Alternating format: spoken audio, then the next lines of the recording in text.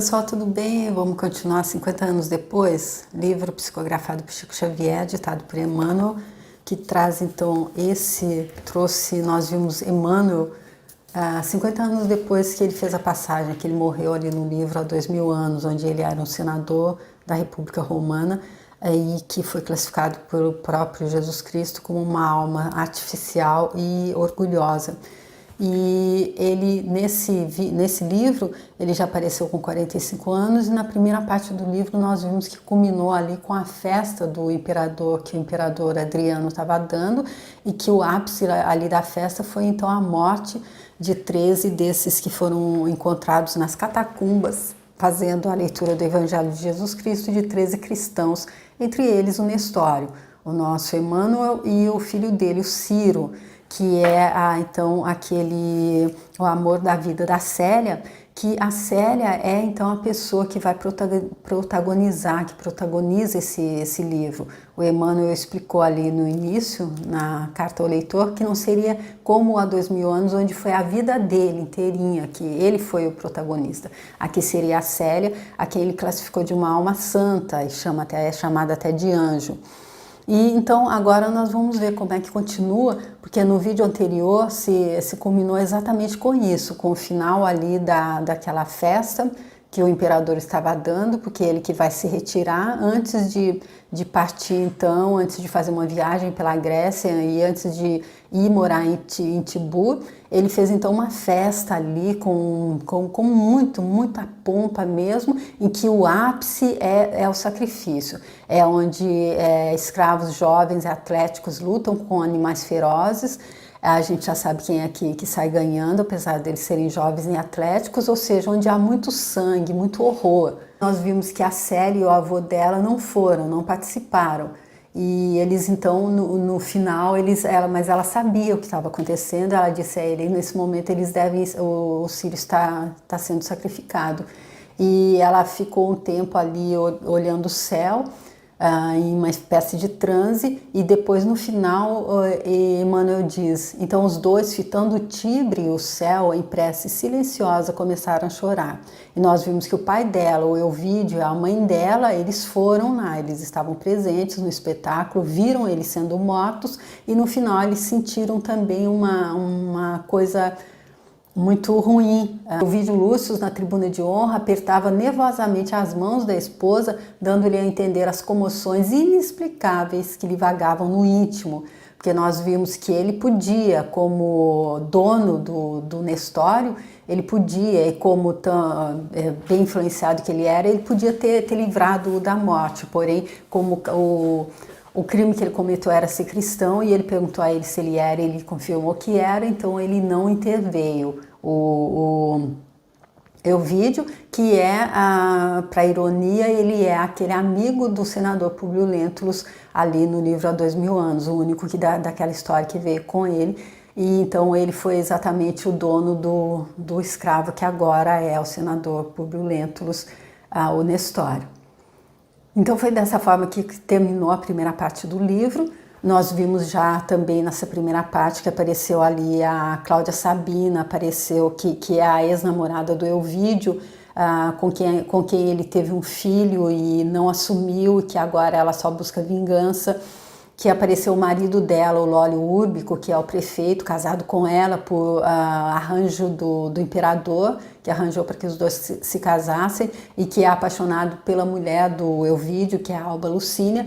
Nós vimos que a Cláudia Sabina está maquinando um plano para separar os dois e para conseguir ficar novamente com o Elvídio. Para isso ela está trabalhando como uma feiticeira e também colocou uma criada ali na casa do casal, para observar e para contar tudo a ela. Nós vimos que o Caio casou com a filha mais velha do Elvídio, que é a Elvídia, e foi mais ou menos tudo isso que se passou na primeira parte do livro. Vamos agora então para a segunda parte, que é a morte de Quinéio Lúcio, que é o avô da Célia, pai do Elvídio. Então, para começar essa segunda parte, eu peço a Jesus Cristo que possa me abençoar, possa permitir que essa leitura seja feita, que eu faça da forma mais digna possível, mais fluida possível, e que os comentários que eu faça possam ser pertinentes. Eu peço, se for possível, até a inspiração para que eu possa fazer os comentários, que eles sejam pertinentes, que sirvam para trazer mais alguma coisa para a compreensão, se é que é necessário. E agradeço a Chico Xavier e Emmanuel por esse trabalho grandioso. O Emmanuel disse que ele abria a intimidade dele para nos dar um roteiro de como fazer a nossa travessia. E ele, nesse livro especificamente, ele diz: leia e medite. Não é ficção e não é ler só para passar tempo, é ler e meditar, porque ele está dando passo a passo. E então eu convido você que está assistindo a fazer isso, prestar atenção, meditar, e que se tiver uma mensagem especial para você aqui, que você possa captá-la, tá bom? Então vamos agora para o primeiro capítulo, a morte de Quinaio Lúcius. 2 meses havia o imperador e seus áulicos preferidos tinham deixado Roma. 2 meses havia que o imperador e os áulicos preferidos dele tinham deixado Roma. Naquele fim de primavera do ano 133, a vida das nossas personagens na capital do Império corria em aparente serenidade. E nós vimos então que já decorreram então aí 2 anos, pois o livro começou em 131. Então o nosso Emmanuel, como escravo na história, só esteve presente então por 2 anos.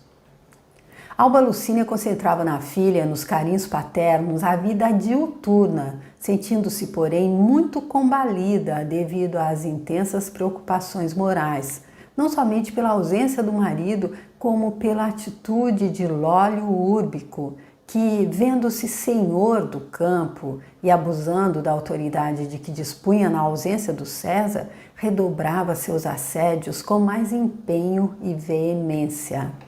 Então aqui a gente vendo que a Alba Lucínia, então, é a mulher do Elvídio Lúcius e é a mãe da Célia. E a gente sabe que o Elvídio está, então, viajando. Havia 2 meses, o imperador já estava deixado Roma e o marido dela foi junto.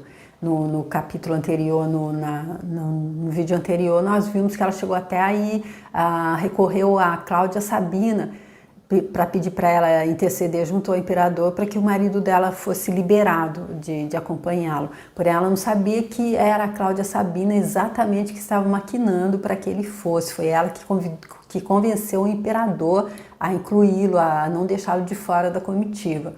E aí, então, agora ela está sozinha ali e vai cair nas garras, então, do marido da Cláudia Sabina, que é o prefeito, o Lólio Úrbico, amigo íntimo do imperador, e que, aproveitando, então, abusando da autoridade que dispunha na ausência do César, redobrava os assédios com mais empenho e veemência. A nobre senhora tudo fazia para ocultar uma situação tão amarga. E, todavia, o conquistador prosseguia, implacável, nos seus propósitos desvairados, mal suportando o adiantamento indefinido de suas esperanças. Desculpem, gente, lendo de novo. Mal suportando o adiamento indefinível de suas esperanças inconfessáveis. Ou seja, ele não podia adiar essas esperanças que ele tinha, inconfessáveis, mas que eu acredito que a gente já consegue até adivinhar, né, pelo que ele já disse. E me faz voltar muito aqui o mesmo caso ali há 2000 anos. Eu fiz também a série, eu deixo aqui se você quiser ver, onde ali, no caso, foi o filho do André de Gioras, o Saúl de Gioras, que era apaixonado pela Flávia, que era a mulher do Plínio, a filha do senador Públio Lentulus, e ele também tinha essa paixão incontrolável, que ele está dizendo aqui, de redobrar os assédios com empenho. Ele tinha propósitos desvairados também. Ele chegou a dizer a ela que se ela não fosse dele, ele morreria. Então não importava, ela precisava ser dele, apesar de ser casada com um amigo dele, não importava. Então é o mesmo tipo de paixão que a gente está vendo que acontece aqui com o Lólio Úrbico e a mulher do Elvídio. A nobre senhora tudo fazia para ocultar uma situação tão amarga, isso aqui a gente já viu, né, gente?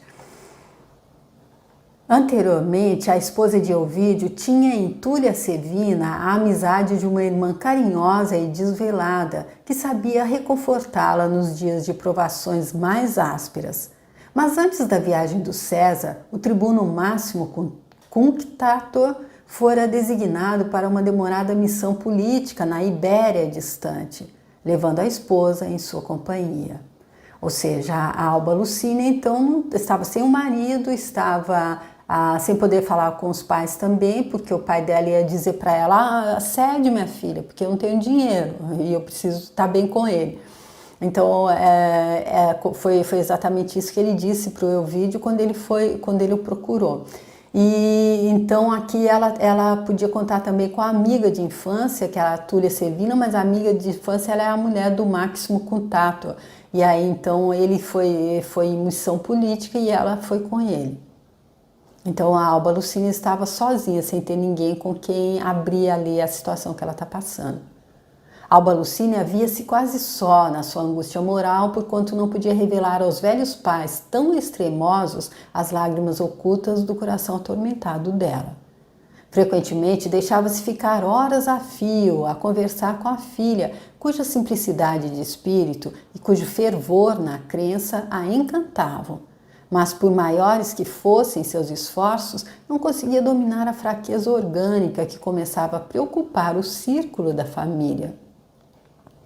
Um fato viera perturbar ainda mais a existência aparentemente tranquila dos nossos amigos na capital do Império.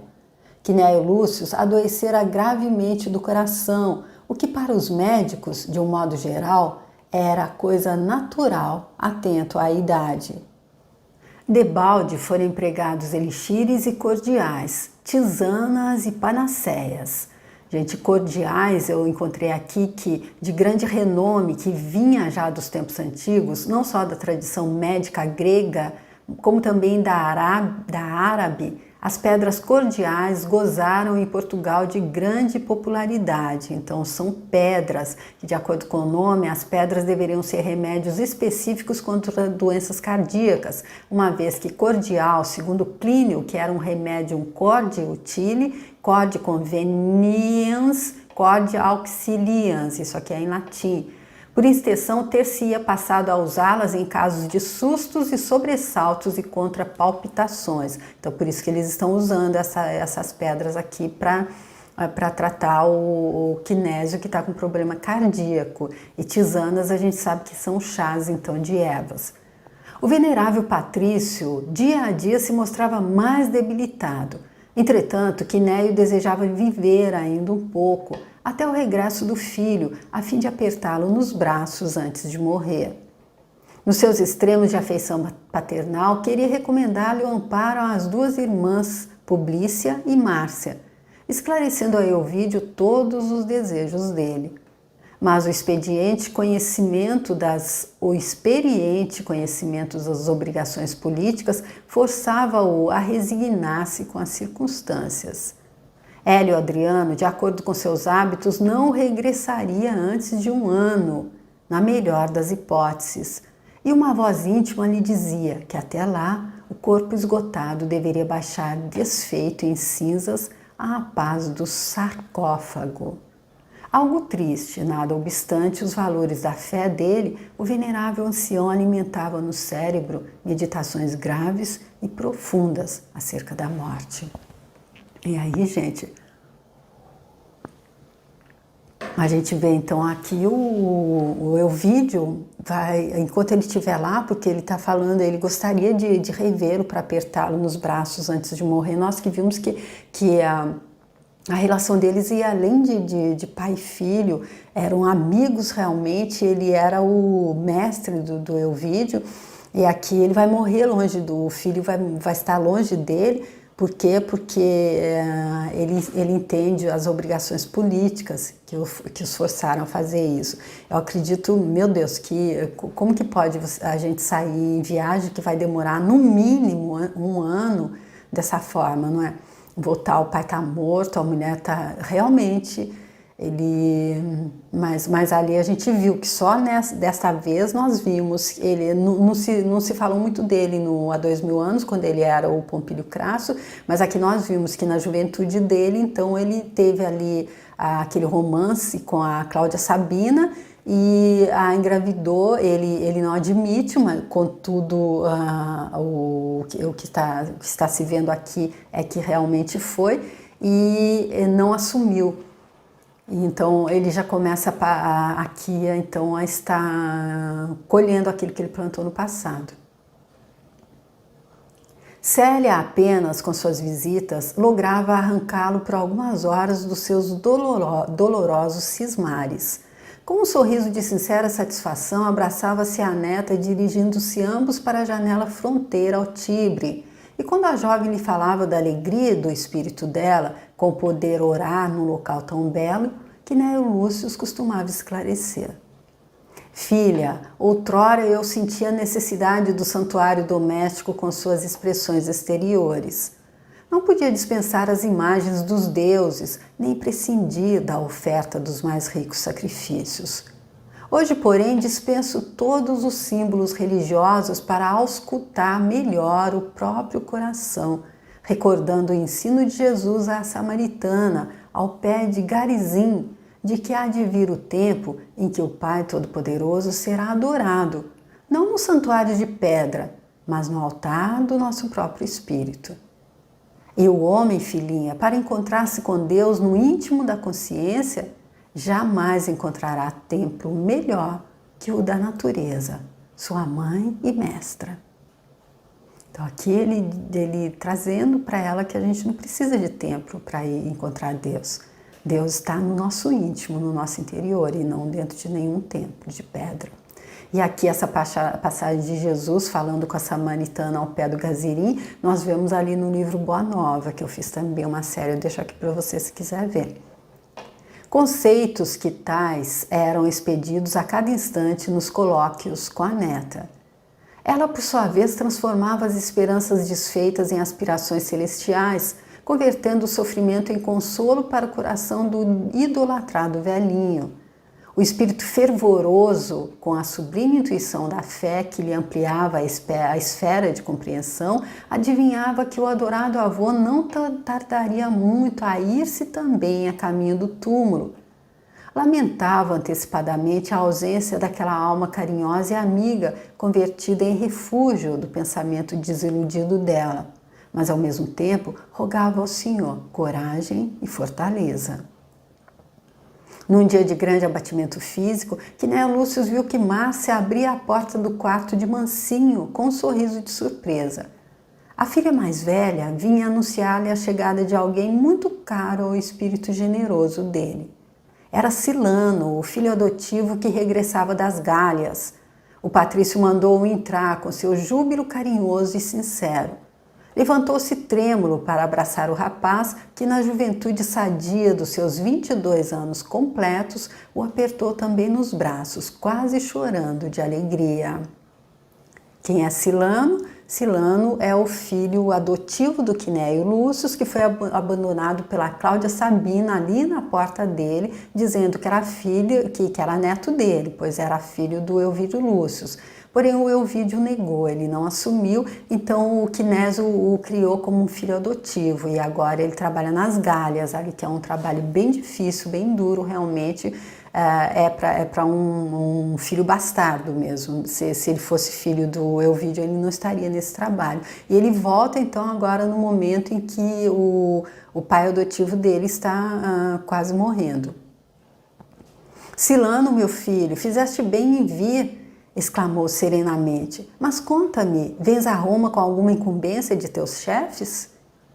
O rapaz explicou que não, que havia solicitado uma licença para rever o pai adotivo, de quem se sentia muito saudoso, acrescentando seus propósitos de se fixar na capital do império, caso consentisse, esclarecendo que seu comandante nas Gálias, Júlio Saulo, era um homem grosseiro e cruel, que o submetia a constantes maus-tratos, a pretexto de disciplina. Rogava ao pai que o protegesse junto das autoridades, impedindo-lhe o regresso. Quinéio Lúcius ouviu-o com interesse e retrucou. Tudo farei na medida dos meus recursos para satisfazer teus justos desejos. Em seguida meditou profundamente enquanto o filho adotivo lhe notava o grande abatimento físico. E aqui então a gente vê que o Silano, ele vem e ele pede ao pai adotivo dele, que na verdade é o avô dele, para então pedir, usar os meios, a influência que ele tem para impedir que ele volte às Galhas, onde ele é muito maltratado pelo chefe dele, que é grosseiro e cruel. E aí a gente pensa, ele está nessa situação porque o pai dele não o assumiu. Porém, a mãe dele, que é a Cláudia Sabina, que é uma das mulheres mais influentes, então, ali junto ao imperador. A vida que ela de ex-plebeia é uma das mulheres mais influentes da corte do imperador agora. Ela não pensou no filho nunca mais, ela entregou ele ali na... Tá certo que naquela época parece que tinha um lugar ali, um vale ou porta dos enjeitados, onde se colocava as crianças que não eram aceitas, que não eram bem-vindas, mas ela colocou ali na porta do avô dele mesmo, mas ela não podia ter pensado no... Quer dizer, como mãe, não caberia pensar no filho. Dá para ver então como é que ela realmente, a paixão que ela tem pelo Elvídio é uma coisa que a cega mesmo, que anula até esse sentimento maternal, pelo que a gente está vendo aqui, não é? Porque ela está levando bem a vida dela ali, baseada apenas na vingança e no desejo de reaver o Elvídio.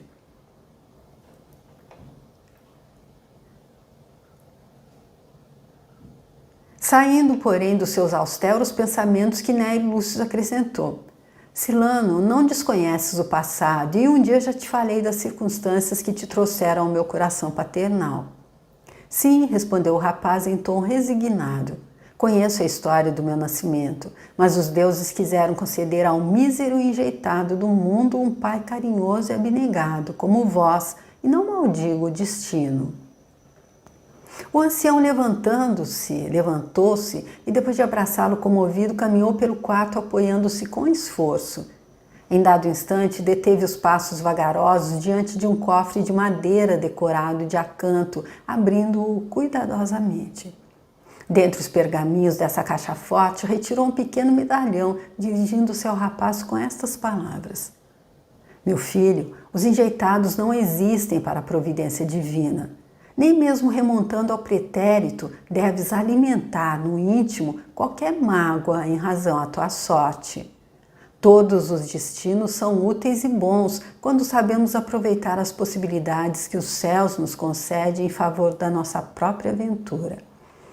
Olha aqui, quando sabemos aproveitar as possibilidades que o céu nos concede em favor da nossa própria aventura, possibilidades que o céu nos concede de nos limpar. Nós não vimos aqui o passado do Silano, porque, coitado, ele é uma vítima que foi enjeitado pela mãe, enjeitado pelo pai, ainda bem que foi criado pelo avô, que ele não sabe que é avô, que é pai adotivo, que ele diz que o criou tão bem, mas aí ele diz, nem mesmo não existem enjeitados para a providência divina.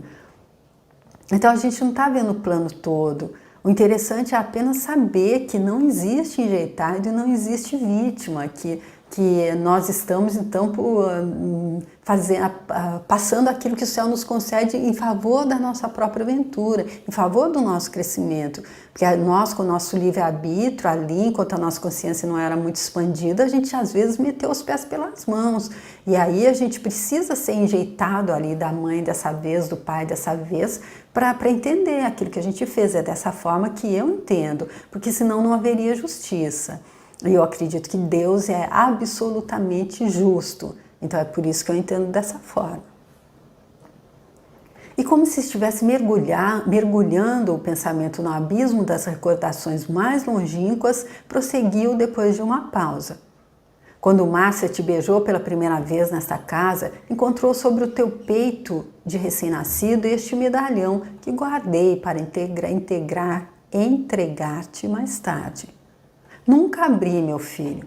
O conteúdo não podia interessar-me, pois, fosse qual fosse, terias de ser para mim um filho muito amado.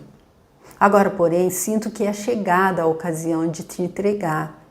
Diz-me o coração que não viverei muito tempo. Devo estar esgotando os últimos dias de uma existência de cujos erros peço o perdão do céu, com todas as minhas forças. Mas se me encontro próximo do túmulo, tu estás moço e tem amplos direitos à existência terrestre. Possivelmente viverás em Roma doravante, e é bem possível chegue um momento em que terás necessidade de uma lembrança como esta. Guarda-a, pois, contigo. Silano estava profundamente tocado nas fibras mais sensíveis do coração. Meu pai, exclamou comovido, recolhendo o medalhão zelosamente. Guardarei a recordação sem que o conteúdo me interesse. Também eu, de qualquer modo, não reconheceria outro pai senão vós mesmo, em cuja alma generosa encontrei o próprio carinho maternal que me faltou nos mais recuados dias da vida. Ambos se abraçaram com ternura, continuando a palestra afetuosa sobre fatos interessantes da província ou da corte. Nessa mesma noite, o venerável Patrício recebeu a visita de Fábio Cornélio, de quem solicitou as providências favoráveis às pretensões do filho adotivo. O censor, muitíssimo sensibilizado em vista das solenes circunstâncias em que o pedido era feito, examinou o assunto com o máximo interesse, de modo que em pouco tempo obtinha a transferência de Silano para Roma, utilizando-lhe os serviços na própria esfera da sua gestão administrativa e fazendo do rapaz um funcionário de inteira confiança dele.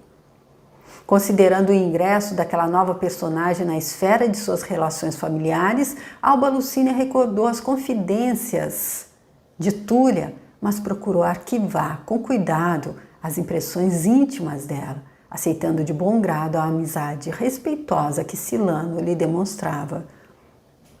E nós vimos ali que a primeira vez que o Elvídio, conversando com o Caio, falou sobre essa situação em que ele namorou a Cláudia Sabina, do filho bastardo que ele teve, que foi criado pelo pai dele, o Elvídio diz que depois do casamento dele, ele tentou trazer o Silano para junto deles, para viver com eles, para assim ele podia ter uma sorte melhor, ele não ia assumi-lo, mas ele ia ajudá-lo na vida, mas a Alba Lucínia não aceitou. E agora então ela vê ele voltando para bem perto, bem próximo da vida dela.